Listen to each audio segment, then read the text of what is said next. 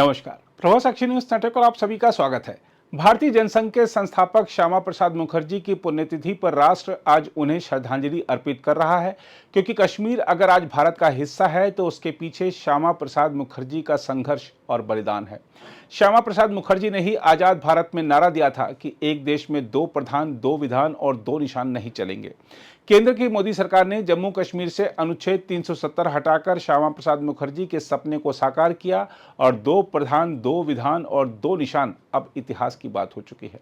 हम आपको बता दें कि श्यामा प्रसाद मुखर्जी का कश्मीर मुद्दे के अलावा भारत के विकास, खासकर वाणिज्य और उद्योग जैसे क्षेत्रों में योगदान के लिए भी व्यापक सम्मान किया जाता है। प्रधानमंत्री नरेंद्र मोदी ने भारतीय जनसंघ के संस्थापक अध्यक्ष श्यामा प्रसाद मुखर्जी की पुण्यतिथि पर उन्हें श्रद्धांजलि अर्पित की और कहा कि राष्ट्र निर्माण में उनके अमूल्य योगदान को सदैव श्रद्धा के साथ याद किया जाएगा। मोदी ने कहा कि मुखर्जी ने देश की अखंडता को बनाए रखने के लिए अतुलनीय साहस और शक्ति का परिचय दिया। वहीं बीजेपी के राष्ट्रीय अध्यक्ष जेपी नड्डा ने आज पार्टी मुख्यालय में भारतीय जनसंघ के संस्थापक श्यामा प्रसाद मुखर्जी को उनकी पुण्यतिथि पर श्रद्धांजलि दी।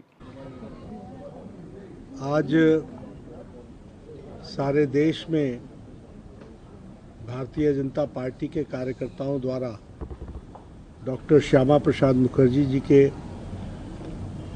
72वें पुण्यतिथि पर सभी जगह हमारे लाखों कार्यकर्ता डॉक्टर श्यामा प्रसाद मुखर्जी की याद में आज कार्यक्रम कर रहे हैं।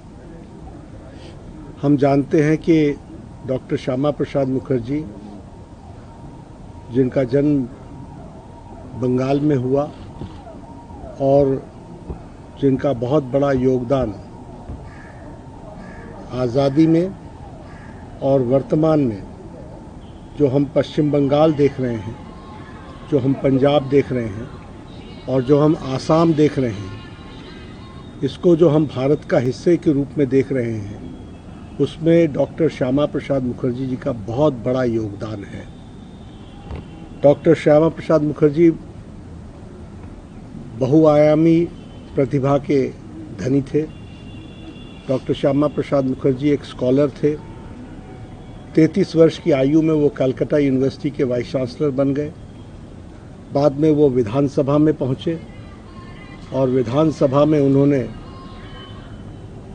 उस समय के बंगाल, जो यूनाइटेड बंगाल था, उसकी सेवा की और तत्पश्चात डॉक्टर श्यामा प्रसाद मुखर्जी आज़ादी के पश्चात प्रथम कैबिनेट में, नेहरू जी की कैबिनेट में मंत्री रहे।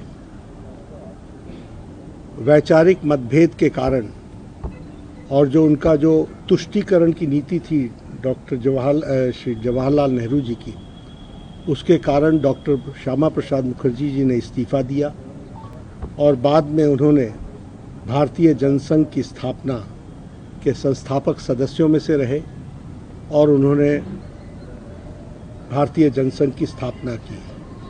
भारतीय जनसंघ की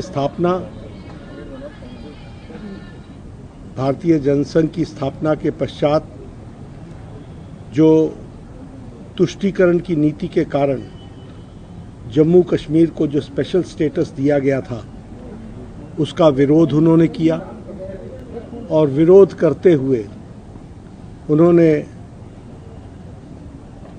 एक नारा दिया, एक देश में दो निशान, दो विधान और दो प्रधान नहीं चलेंगे। और इस कारण से एक आंदोलन चला। उस आंदोलन में उस समय जम्मू कश्मीर में जाने के लिए जम्मू कश्मीर का स्पेशल परमिट चाहिए होता था। तो डॉक्टर श्यामा प्रसाद मुखर्जी बिना परमिट के, क्योंकि एक देश है, एक निशान रहेगा, एक विधान रहेगा, एक नियम रहेगा, एक कानून रहेगा, और इस बात को लेते हुए उन्होंने उसको अस्वीकार किया और 11 मई को वो जम्मू कश्मीर की ओर उन्होंने प्रस्थान किया। उनको जम्मू कश्मीर के बॉर्डर पर अरेस्ट कर लिया गया और उसके बाद उनको श्रीनगर के जेल में रखा गया। श्रीनगर के जेल में उनकी 23 जून, आज के दिन 72 साल पहले 1953 में उनका रहस्यमय तरीके से निधन हो गया। रहस्यमय तरीके से उनकी मौत हो गई। उस समय भारतीय जनसंघ बहुत छोटा था। हम लोगों ने आवाज़ उठाई, विपक्ष की तरफ से ये कहा गया कि इसकी इंक्वायरी होनी चाहिए। डॉक्टर श्यामा प्रसाद मुखर्जी जी के माताजी ने भी जवाहरलाल नेहरू को चिट्ठी लिख करके कहा कि इसके बारे में इंक्वायरी होनी चाहिए, लेकिन वह सुनी नहीं गई, उसको अनसुनी कर दिया गया। और उसके बाद भारतीय जनसंघ ने इस आंदोलन को आगे चलाते चले।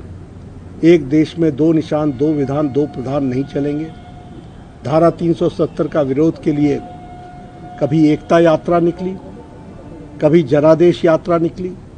हर तरीके से हमने इस आवाज़ को उठाए रखा और भारतीय जनता पार्टी जो उस समय जनसंघ थी, एक एक कार्यकर्ता को खुशी होती है कि आदरणीय प्रधानमंत्री नरेंद्र मोदी जी के नेतृत्व में 6 अगस्त